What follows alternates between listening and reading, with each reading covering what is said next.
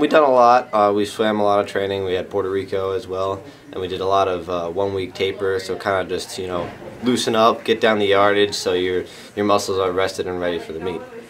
We've done a lot of like team bonding. The girls team, we make posters for each other to psych each other up like a week and a half before state starts, and that really helps get us in the zone, ready to prepare.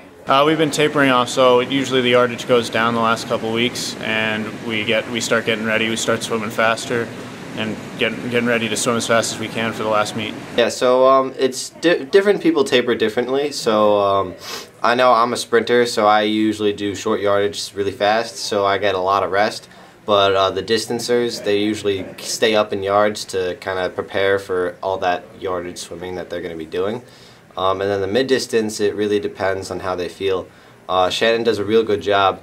Freshman year, you just put all the freshmen on the same boat, but then after seeing how well they do at these states, next year they'll change the taper for them. So she's really good at figuring out what taper is good for which swimmer. Cutting back a little and lifting, like the swimmers taper, divers haven't been tapering this time. So basically, we've been doing a lot of just easing up, learning how to be mentally tough. We talked to the one speaker who came, and just kind of working on getting the little things we need to work on instead of the big training. Yeah, and we rest and taper for it, so we drop in yardage, and that really gets us going, get fast suits on, so it's part adrenaline, part physical preparedness. Usually we stop lifting the last 2 weeks or so, and we start feeling stronger in the pool, and we feel faster, and that's what you really want to do, is you really want to feel fast going into championships. Yeah, so just us seniors have swam there, and divers have dove in there before. So it's going to be new for a lot of people, but also, going to a new place for a championship meet is kind of all part of the scenario and stuff like that. I think it's just the mental aspect of it is we're definitely ready on the boards, more ready than I think we have been.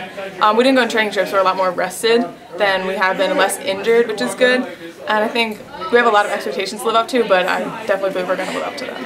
I went there my freshman year. It's a good pool. It's a fast pool. We've always had fast times there, so it should be a good fast meet. I think we're ready. I think we can definitely go out there, and everyone just has to show up and swim fast. Well, we had Liberty Leagues there, so all the boards are definitely different. It's different things to look at, learning where to spot to come out of dives. But since we had Liberty Leagues there, we kind of eased into it, and we had a meet there the freshman year last year. It's a little the boards are kind of darker, which is weird, but they all feel the same eventually. You get used to it. And one of our biggest strong points on this team is the depth.